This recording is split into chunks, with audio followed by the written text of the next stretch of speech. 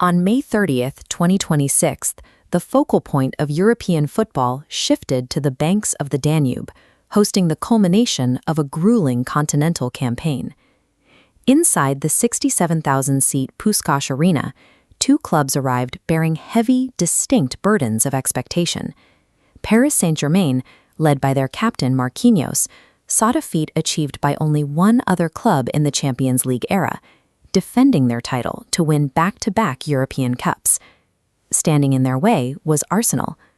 Guided by Mikel Arteta's meticulous structuring, the club was 90 minutes away from capturing their first-ever Champions League trophy. This bar chart highlights a perfect tactical dichotomy. Paris Saint-Germain entered the final as the tournament's most lethal attacking force, amassing 44 goals, while Arsenal arrived with the most impenetrable defense, conceding just 6 times over 14 matches. This final would test a classic footballing theory, whether a perfectly organized defensive block could withstand an overwhelming offensive system. That theory was tested almost immediately. Just 6 minutes after kickoff, a rapid transition caught Paris Saint-Germain entirely out of shape. Reacting quickly to a blocked clearance, Kai Havertz found himself on the left side of the 6-yard box. He lashed a high shot into the roof of the net, delivering in a European final just as he had 5 years prior. With a 1-0 lead secured, Arsenal immediately dropped their formation. Their players retreated into a highly synchronized, compact block, aggressively closing down every passing lane. By scoring early, Arsenal forced Paris Saint-Germain to play directly into their opponent's greatest strength. The French champions now had 84 minutes to find a way through a structure that had neutralized every other opponent this season. Arsenal's strategy relied on extreme compression. They squeezed the space in the final third, denying PSG's wingers any room to accelerate or cut inside. When the ball did reach the flanks, Arsenal's defenders engaged rapidly. They ensured that Kvicha Kvaratskhelia and Ousmane Dembélé faced constant 2-on-1 matchups, neutralizing their isolation abilities.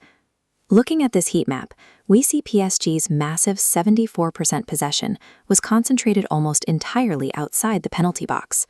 As the graphic isolates their offensive output, it reveals that despite dominating the ball, PSG managed only a single shot on target.